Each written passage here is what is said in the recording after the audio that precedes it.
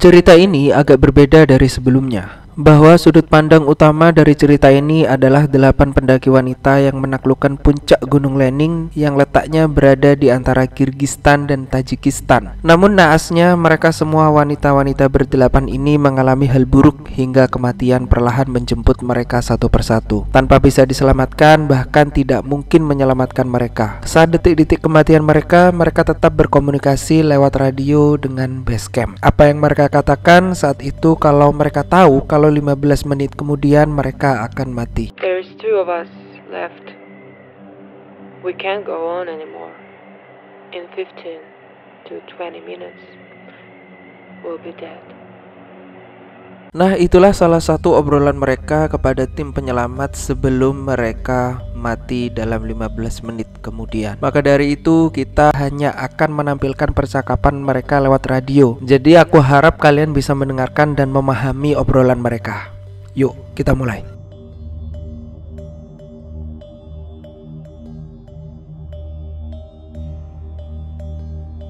Di era tahun 1930 sampai 1970-an, pada saat itu banyak pula bidang olahraga maupun profesi yang populer didominasi dengan kaum wanita, seperti pekerja pabrik, pilot, ilmuwan, pejabat, olahragawan, dan tak terkecuali di bidang pendakian gunung. Meskipun pada saat itu tidak banyak penakluk gunung dari kaum wanita, namun pada tahun 1970-an wanita bernama Elvira Shatayeva telah mendapat pengakuan bahwa dia dapat menaklukkan beberapa gunung dengan kategori wanita di Uni Soviet. Elvira lahir pada tahun 1938 di Moskow. Dia lulusan sekolah seni dan kemudian bekerja sebagai instruktur komite olahraga di Spartak. Pada tahun 1962, dia menjadi tertarik pada pendakian gunung setelah diperkenalkan oleh suaminya sendiri, yaitu Vladimir Shatayev yang merupakan pendaki terkenal juga. Pada tahun 1970, Elvira mendapatkan gelar master di bidang olahraga.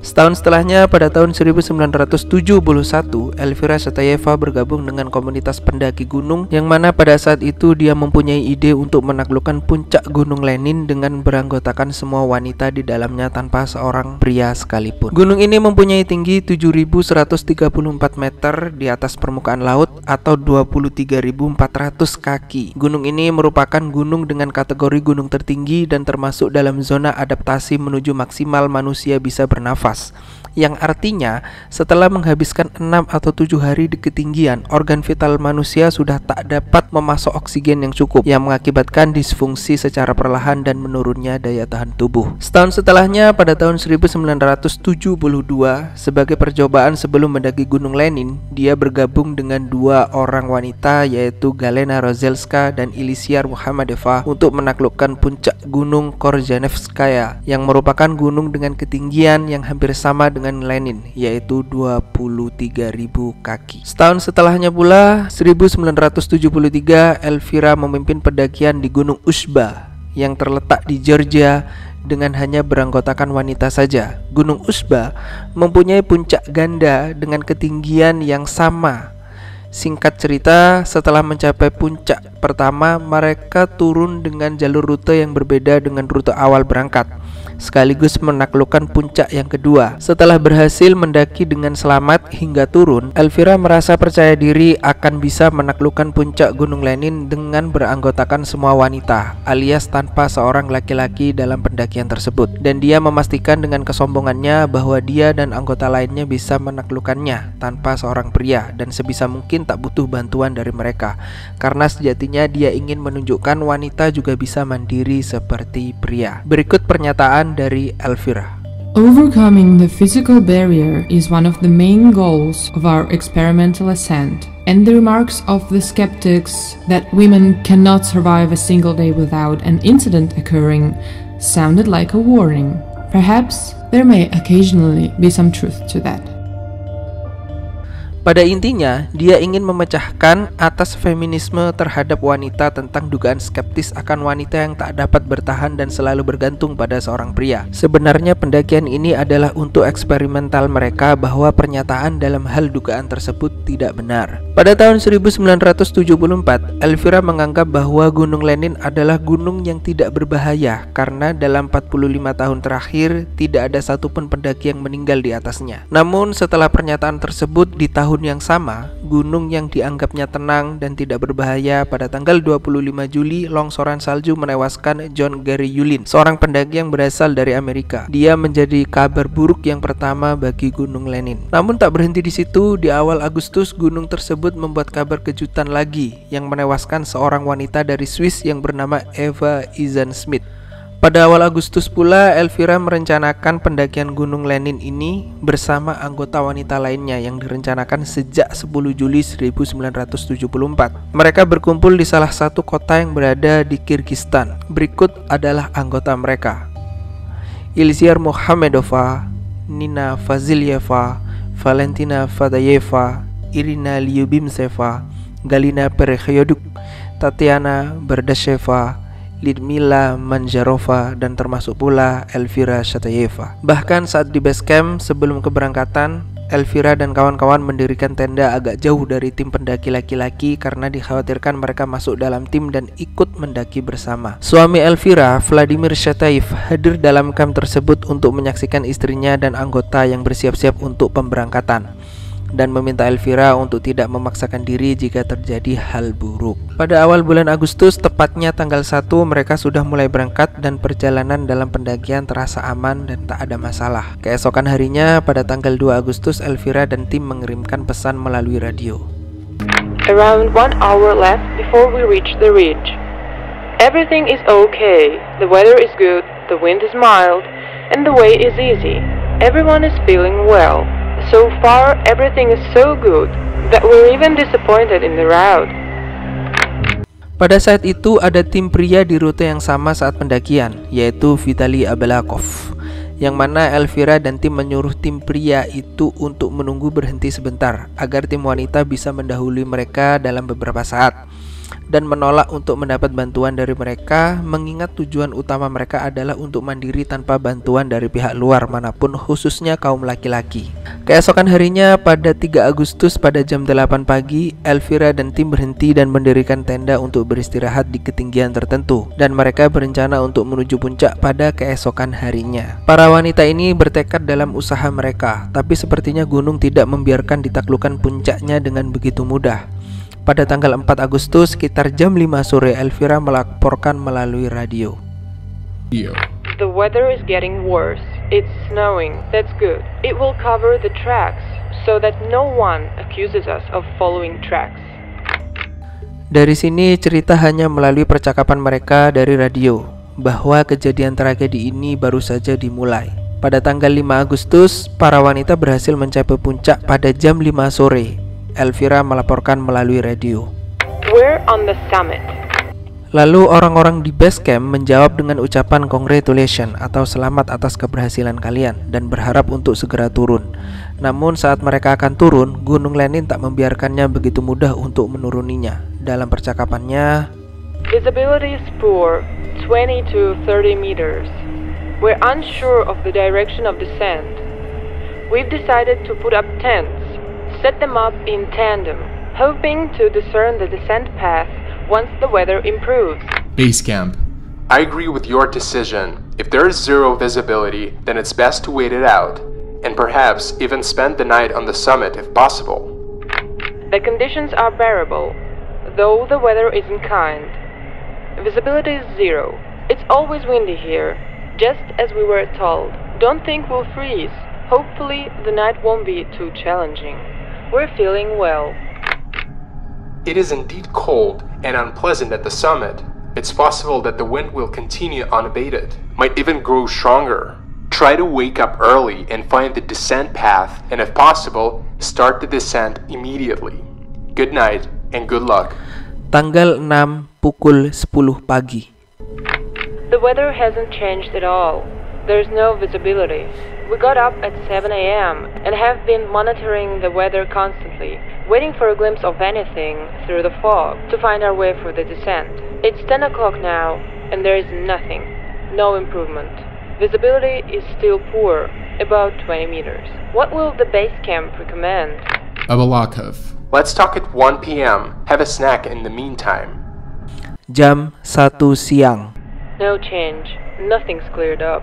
The wind has suddenly started growing stronger. Visibility is still poor. and we don't know which direction to go in. We're ready to move out at any moment, but time has passed. We're making lunch now. We're planning to eat and then pack up to be ready to leave in 10 to 15 minutes tops. Please inform us if there's anyone going in our direction.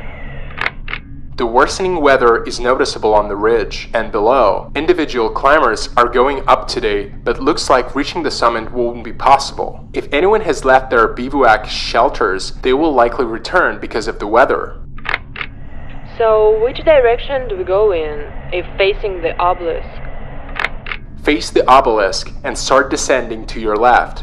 It's very difficult to give directions on the radio. There is no discernible descent there anyway. It's more like intermittent fields. You can descend if there are tracks from previous groups. If these are absent and there is zero visibility, then it's better to wait till the weather improves. The descent path in the direction of Razdelnae Peak isn't well defined. With bad weather and visibility, it's best to stay put.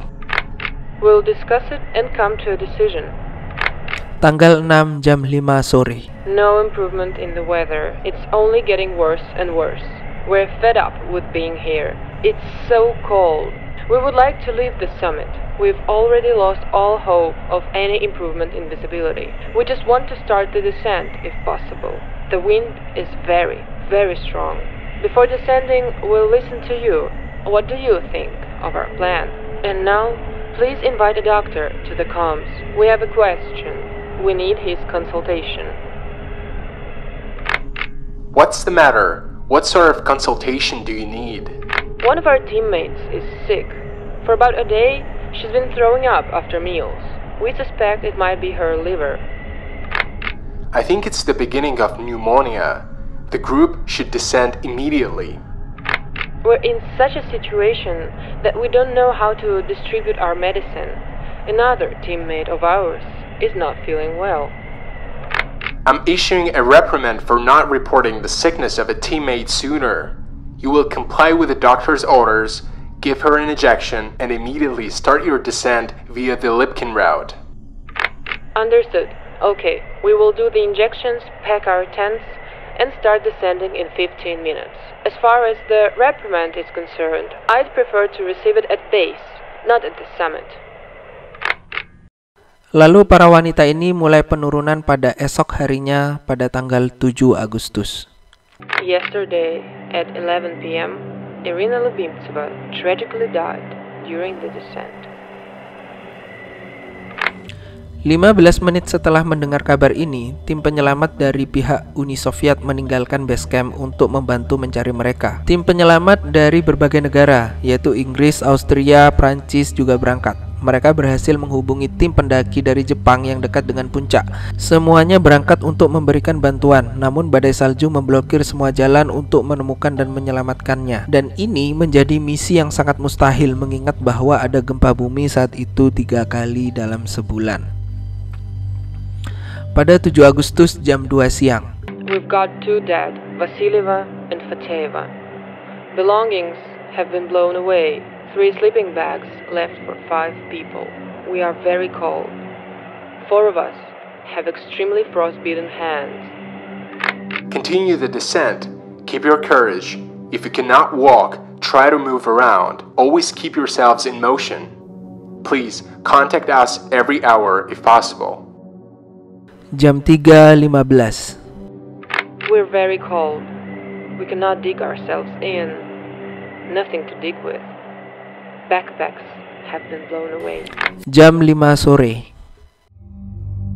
The Japanese found nothing on the ridge. Got frostbitten from the strong wind. No result. Jam 7 malam. The tragedy on the summit is coming to an end. They probably won't last long. Tomorrow morning at 8, we will inform you of the ensuing actions. You'll probably have to climb up. Jam 8 malam. Dig in. Keep yourselves warm. Help will come tomorrow. Hold out till the morning. Jam 9.12 komunikasi digantikan oleh wanita bernama Galina Parehaduk. Orang-orang di base camp hanya bisa mendengar suara yang hanya sunyi. Lalu tak lama kemudian terdengar suara tangisan dan kata-kata yang sulit untuk diungkapkan. There's 2 of us left. We can't go on anymore. In 15 to 20 minutes, we'll be dead. Setelah itu 2 kali terdengar dan memperhatikan suara tombol radio ditekan yang berupaya untuk berkomunikasi. Namun hanya deru angin yang terdengar. Memang sulit mendengar kabar dari mereka, melihat situasi sebelumnya bahwa setelah mereka mencapai puncak, cuaca menjadi sangat buruk secara tiba-tiba. Dan mereka memutuskan untuk mendirikan tenda dan bermalam di sana, bahwa tidak mungkin juga melanjutkan turun dengan cuaca angin badai seperti ini dari visibilitas yang sangat rendah. Itu tidak mungkin. Setelah tragedi itu, badai mulai mereda. Pendaki penyelamat dari Amerika dan Jepang pertama kali mencapai lokasi tragedi. Mereka membuat map yang nantinya dapat digunakan untuk menemukan dan mengidentifikasi mayat para wanita tersebut.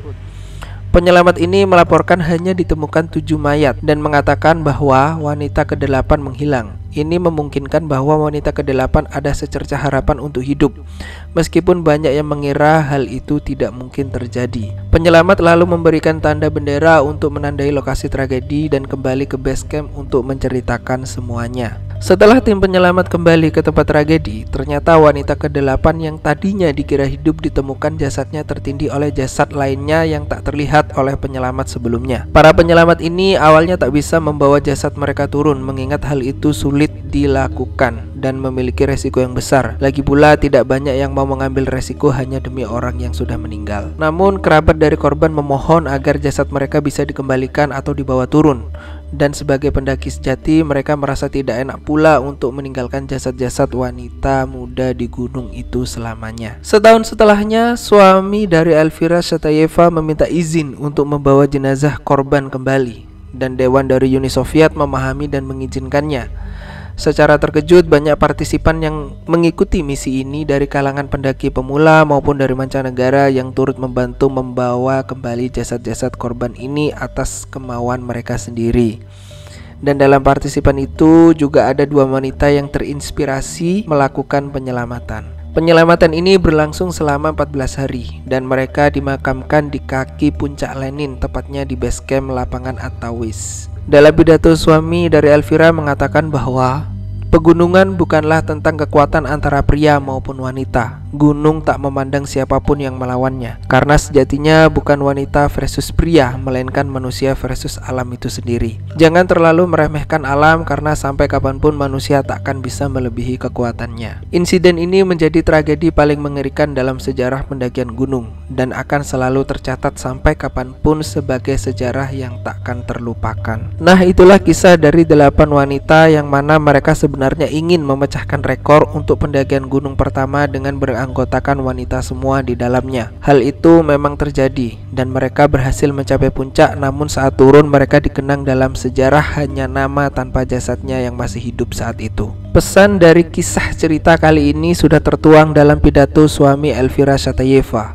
yang pada intinya gunung bukan untuk mencari siapa yang kuat untuk menaklukkannya di antara pria atau wanita, karena mereka masih sama-sama manusia dengan berbeda gender saja, melainkan gunung adalah tentang manusia dan alam, dan tak ada manusia yang bisa melawan alam, karena sejatinya kita tinggal berdampingan dan menopang pada alam itu sendiri.